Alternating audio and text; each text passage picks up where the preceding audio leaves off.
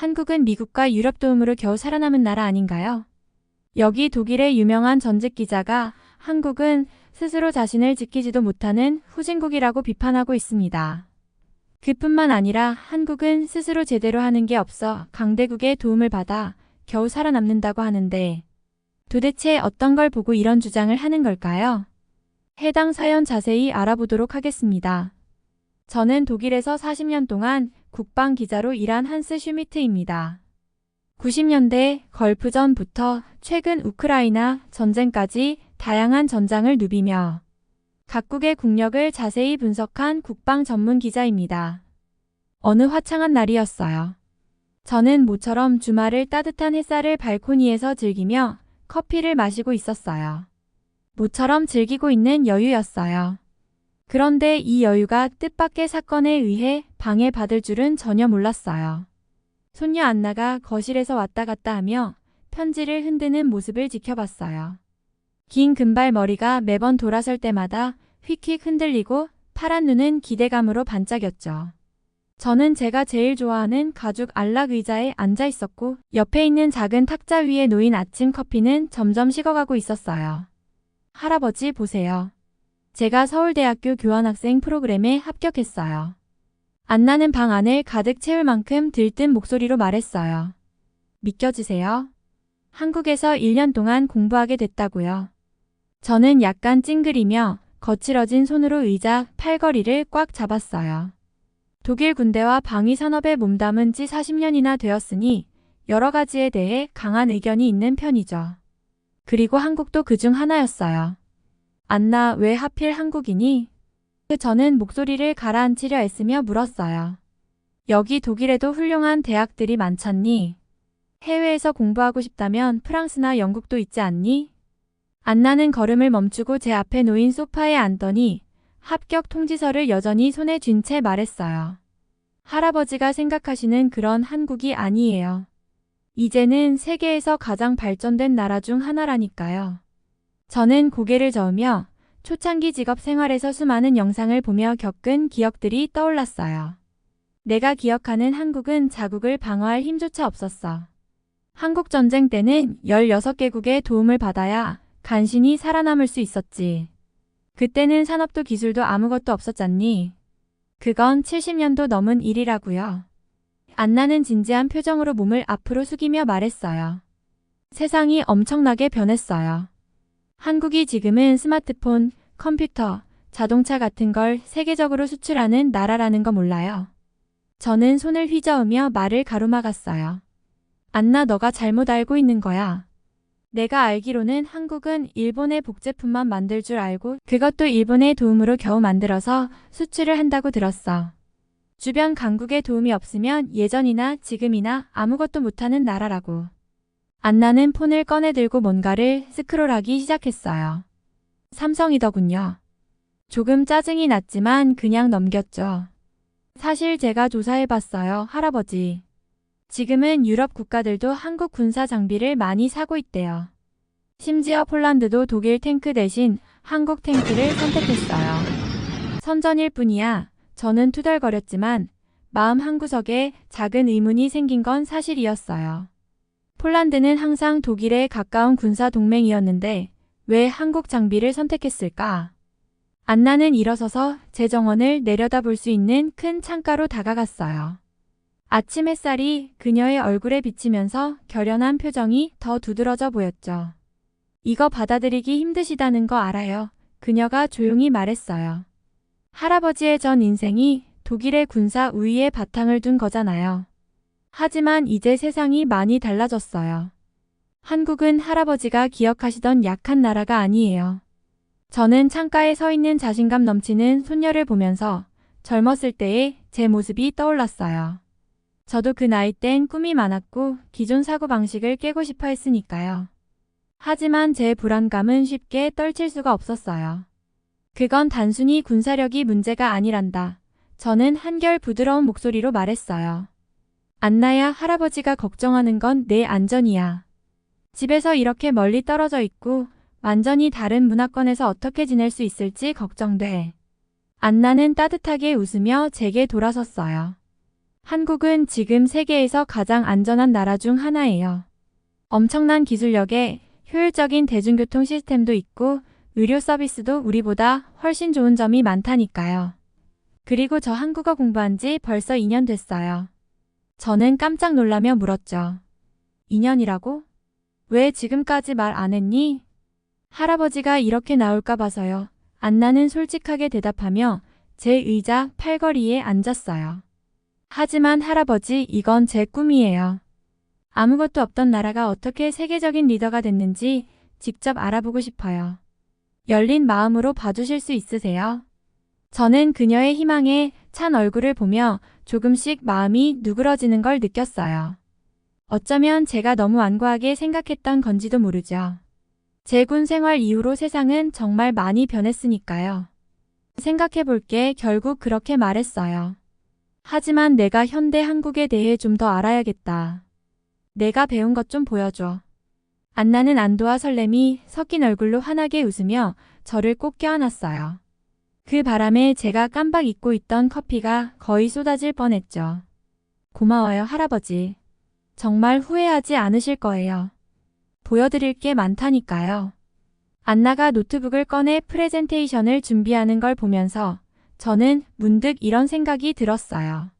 어쩌면 지금은 제가 현대 세상에 대해 몇 가지 새로 배워야 할 때일지도 모른다고요.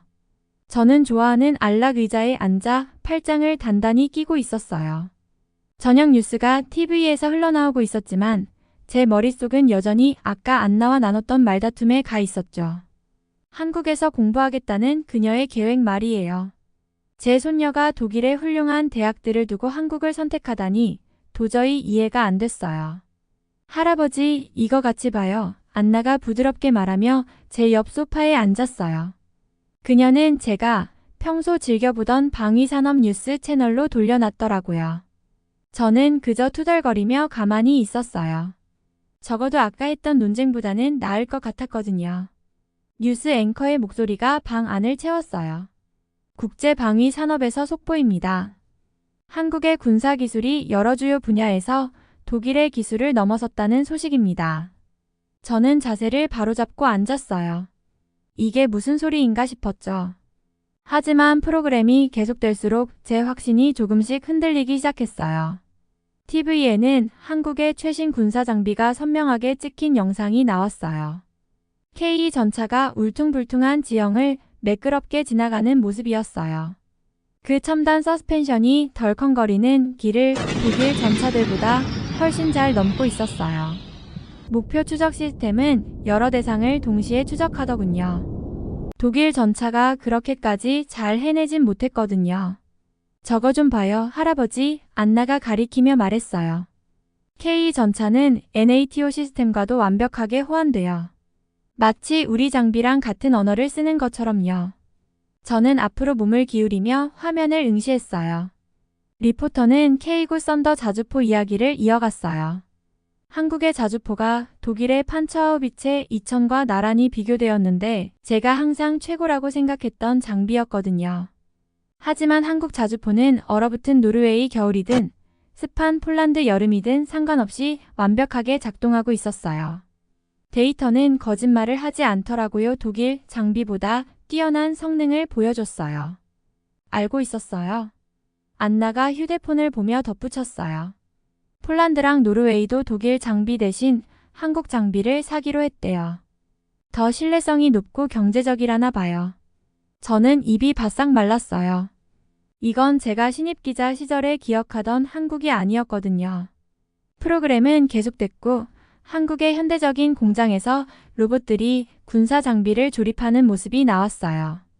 그 정밀함은 독일 외에선 볼 수 없을 거라 생각했었는데 말이죠. 한국 엔지니어들은 인공지능과 자율 시스템 분야에서 이룬 진보를 설명하고 있었어요. 그 분야는 우리 독일이 여전히 따라잡기 급급한 분야였어요. 근데 대체 이걸 어떻게 해낸 거지? 제가 중얼거리자 마치 리포터가 제 질문을 들은 것처럼 대답을 해줬어요. 한국이 긴급한 수요에 맞춰 생산 라인을 신속하게 조정하는 능력을 갖추고 있다더군요. 최근 글로벌 위기 속에서 한국 공장들이 어떻게 생산량을 급속히 늘렸는지 예시를 보여줬어요. 반면 유럽 제조업체들은 지연에 시달리고 있었거든요. 가장 놀라웠던 부분은 한국의 새로운 하이브리드 전투 기술을 보여줬을 때였어요. 젊은 한국 병사들이 AI 시스템과 매끄럽게 협력하면서 드론과 무인 차량을 조종하고 있었어요.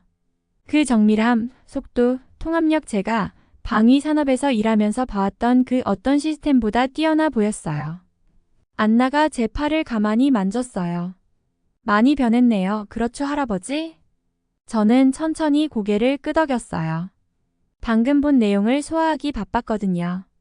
TV 화면 속 한국은 제가 생각하던 약하고 의존적인 나라가 아니었어요. 이건 우리를 넘어선 진정으로 강력한 나라였어요. 제 고정관념이 지난 세기의 군사 장비만큼이나 낡아 보이기 시작했어요. 프로그램이 끝난 후 저는 아무 말 없이 앉아 있었어요. 이전의 화는 사라지고 호기심만 남았어요. 한국의 군사 능력에 대해 이렇게 잘못 판단했다면 제가 또 뭘 오판한 걸까요? 그 생각이 계속 머릿속을 맴돌았어요. 안나는 작은 미소를 지으며 방을 나갔고 그녀는 제가 흔들리고 있다는 걸 알고 있었어요. 그날 밤 잠을 잘 수 없었어요. 첨단 한국 기술의 이미지가 머릿속에 맴돌면서 제가 알고 있던 모든 걸 도전해왔어요. 어쩌면 안나의 꿈을 무턱대고 반대하기 전에 이 새로운 한국을 좀 더 깊이 들여다볼 필요가 있을지도 모르겠다는 생각이 들었어요. 다음날 아침 식사 자리에서 모두를 놀라게 했어요. 안나야, 커피잔을 내려놓으며 말했죠. 내가 공부를 결정하기 전에 우리 함께 한국에 가보는 게 좋을 것 같구나. 그 순간 안나의 눈이 반짝였어요. 몇 달 만에 그렇게 행복한 표정을 짓는 걸 처음 봤죠. 안나는 자리에서 벌떡 일어나더니 나를 꼭 안아서 커피를 거의 쏟을 뻔했어요. 정말이에요, 할아버지? 진짜예요? 안나가 설레는 목소리로 물었어요. 언제 갈 수 있죠? 얼마나 오래 있을 수 있나요? 보여드리고 싶은 게 정말 많아요. 그 열정에 저도 웃음이 나더라고요. 잠깐. 천천히 가자꾸나. 계획을 제대로 세워야지. 내가 모든 걸 꼼꼼하게 준비하는 거 알잖아. 안나는 바로 노트북을 꺼내서 여러 가지 비행편을 보여주기 시작했어요. 이미 내 무릎에 편한 호텔도 여러 군데 북마크해 놨더라고요. 휠체어 접근이 가능한 곳까지 다 찾아놨고요. 심지어 노년층을 위한 특별 투어 패키지까지 알아봤더라고요. 할아버지, 여기 보세요. 안나가 화면을 가리키며 말했어요. 인천공항이 여러 번 세계 최고의 공항상을 받았대요. 노인 여행객을 위한 특별 서비스도 있다네요. 그리고 이 스마트워치 보세요. 관광객들에게 무료로 준대요. 위치도 추적하고 건강 상태도 모니터링 해준대요. 눈썹을 올리며 물었어요. 건강 상태를 모니터링한다고? 좀 사생활 침해 아닌가? 안나가 웃으면서 대답했어요. 아니에요, 할아버지. 안전을 위한 거예요. 무슨 일이 생기면 바로 도움을 받을 수 있대요.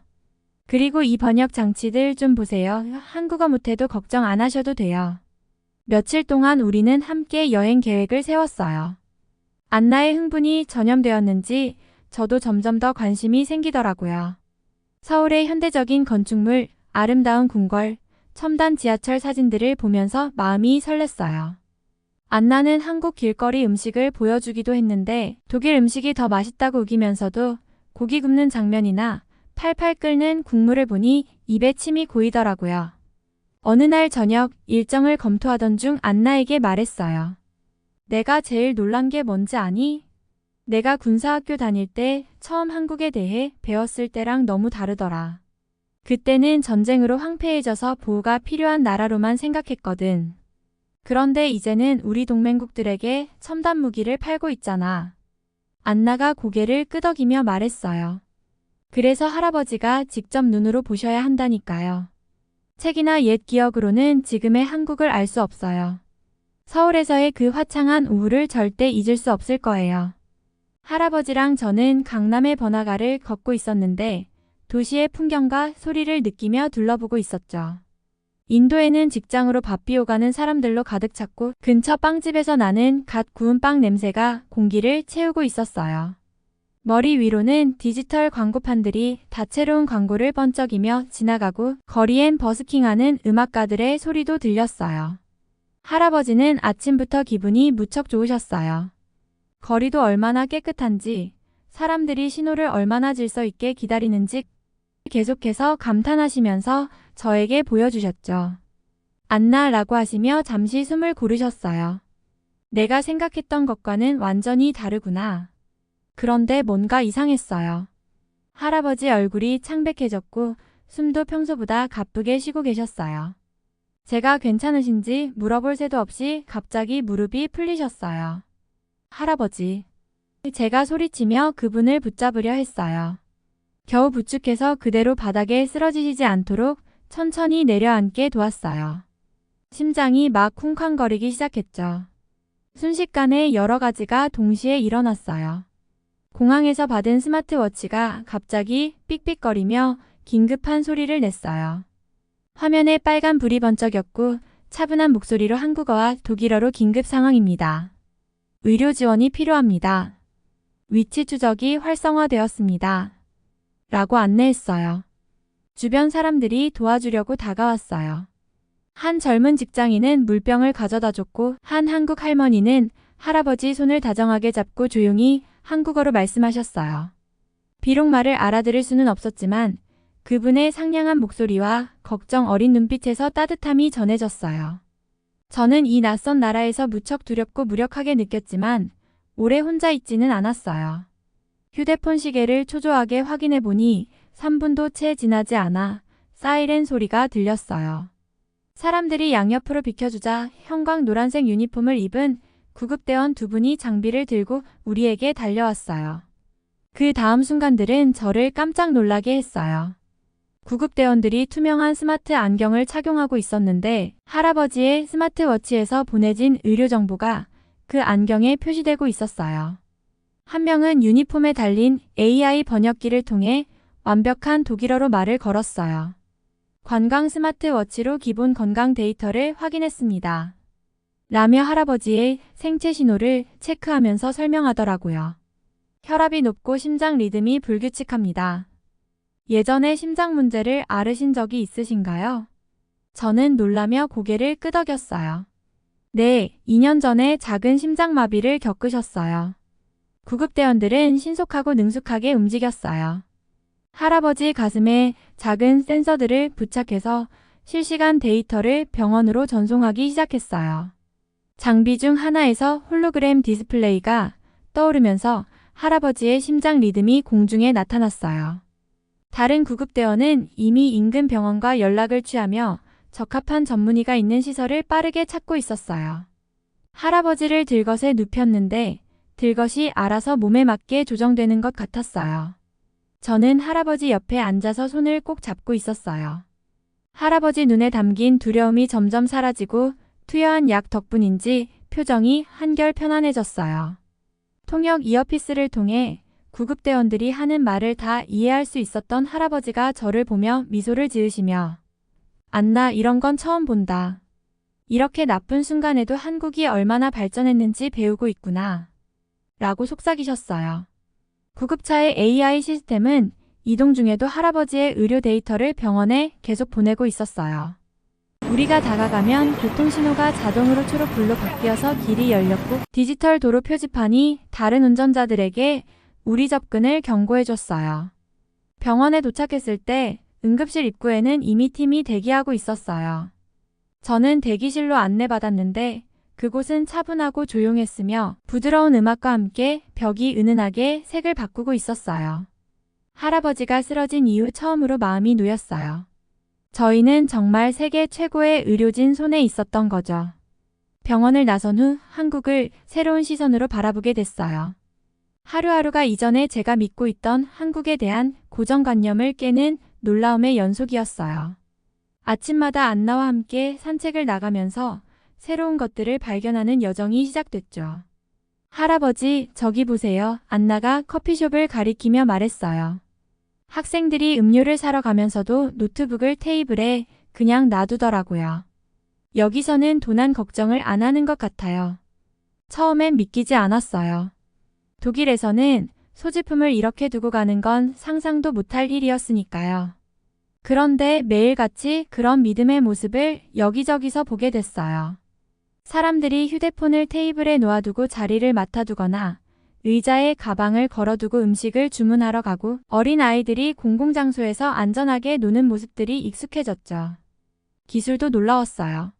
어느 날 저녁, 저랑 안나가 저녁 식사를 하려고 했는데 안나가 휴대폰을 꺼내서 몇 번 버튼을 누르더니 15분 만에 따끈한 음식이 집 앞에 도착했어요.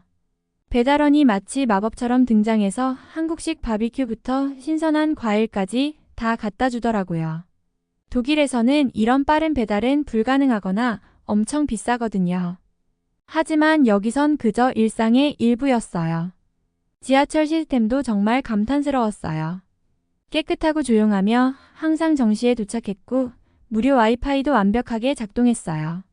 모든 역에는 여러 언어로 된 안내판이 잘 마련돼 있었고 기차도 몇 분만 기다리면 금방 오더라고요. 비 오는 어느 날 오후 필요한 물건이 좀 있어서 안나가 온라인으로 주문해 보자고 했어요. 내일 아침에 도착할 거예요. 라고 자신 있게 말하더라고요. 저는 집에서 기다리는 일주일짜리 배송을 떠올리며 웃었는데 정말로 다음날 아침 7시에 물건이 도착했어요. 심지어 배달원이 물건을 안전하게 놓고 사진까지 찍어서 보내줬어요. 여기서 시간을 더 보낼수록 생활을 편리하게 해주는 작은 디테일들이 보이기 시작했어요. 모든 식당 테이블에는 서버를 부를 수 있는 버튼이 있어서 손짓할 필요가 없고 공공 화장실도 어디든 깨끗했어요. 밤에도 거리가 안전하게 느껴져서 가족이나 젊은 사람들이 늦은 시간까지 다니더라고요. CCTV와 경찰서가 눈에 띄긴 했지만 위협적이지 않고 오히려 안정감을 줬어요. 가장 인상 깊었던 건 한국이 전통과 현대 생활을 잘 조화시키고 있다는 점이었어요. 호텔 근처에는 첨단 쇼핑몰 바로 옆에 고대 사원이 있었어요. 아침이면 공원에서 전통 운동을 하는 어르신들과 최신 스마트폰을 들고 출근하는 젊은 직장인들이 어우러져 있었어요. 제가 상상했던 연약하고 고군분투하는 나라가 아니라 현대적인 발전을 이루면서도 그 본질을 지킨 나라였어요. 심지어 결제 방식도 한국의 발전을 보여줬어요. 아무도 현금을 가지고 다니지 않더라고요. 학생부터 제 또래 할머니들까지 모두 휴대폰이나 손목시계로 결제를 하더라고요. 한 번 터치하면 거래가 끝났어요. 제가 가게에서 현금을 꺼냈을 때 젊은 직원이 고대 유물을 본 듯 놀라워하더라고요. 독일에 있는 제 옛 군인 친구들은 한국에 대해 우리가 얼마나 잘못된 인식을 가지고 있었는지 믿지 못할 거예요. 이 나라는 단지 스스로를 방어할 수 있는 나라가 아니라 세계를 이끌어가는 나라였어요. 매일같이 혁신적인 모습을 보면서 독일을 포함한 유럽이 얼마나 뒤처져 있는지를 실감하게 됐죠. 안나가 이곳에서 공부할 계획을 신나게 세우는 모습을 보면서 여러 감정이 교차했어요. 그녀가 한국을 선택한 것에 대한 자부심, 제가 가졌던 의구심에 대한 부끄러움, 그리고 앞으로 그녀가 누릴 기회에 대한 기대감이었죠. 이 나라는 단지 서구를 따라잡은 것이 아니라 많은 면에서 우리에게 미래를 보여주고 있었어요. 한국에서의 마지막 저녁, 저는 호텔 옥상 정원에서 안나와 함께 앉아 있었어요. 서울의 스카이라인은 반짝이는 불빛의 바다처럼 끝없이 펼쳐져 있었죠. 제 마음도 뭔가 달라졌다는 걸 느꼈어요. 더 가볍고 더 열린 느낌이랄까요? 불과 몇 주 전만 해도 저는 한국이 제 손녀에게 적합한 곳이 아니라고 확신했는데 이제는 이곳만큼 좋은 곳이 없을 거라는 생각이 들더라고요. 그 후 1시간 동안 우리는 안나의 이곳으로의 이사를 계획했어요. 저도 모르게 그녀의 미래에 대해 설레는 마음이 들더라고요. 나중에는 제가 정착하면 나도 다시 와서 보고 싶어. 아직 보고 싶은 것들이 많거든이라고 말하기까지 했죠. 현대적인 스카이라인을 배경으로 석양이 찬란한 오렌지와 핑크빛으로 물드는 걸 보면서 제 생각이 얼마나 틀렸는지 새삼 깨달았어요. 한국은 제가 군사 역사책에서 읽던 전쟁으로 폐허가 된 나라가 아니었어요. 전통과 현대를 가장 멋지게 조화시켜 독특한 매력을 지닌 나라로 변해 있었죠. 단 하나만 약속해 주겠니? 제가 안나에게 말했어요. 그 스마트워치 꼭 챙기고 자주 연락해. 이제는 걱정돼서가 아니라 내가 이곳에서 배우고 경험하는 걸 듣고 싶어서 그래. 안나는 저를 꼭 끌어안았어요. 약속할게요, 할아버지. 한국에 기회를 주셔서 정말 감사해요. 우리는 호텔 방으로 돌아가 짐을 싸기 시작했어요. 내일이면 독일로 돌아가겠지만 제 마음 한편은 한국에 남아 안나가 이곳에서 잘 적응해가는 모습을 상상하며 다시 올 날을 고대하게 될 것 같았어요.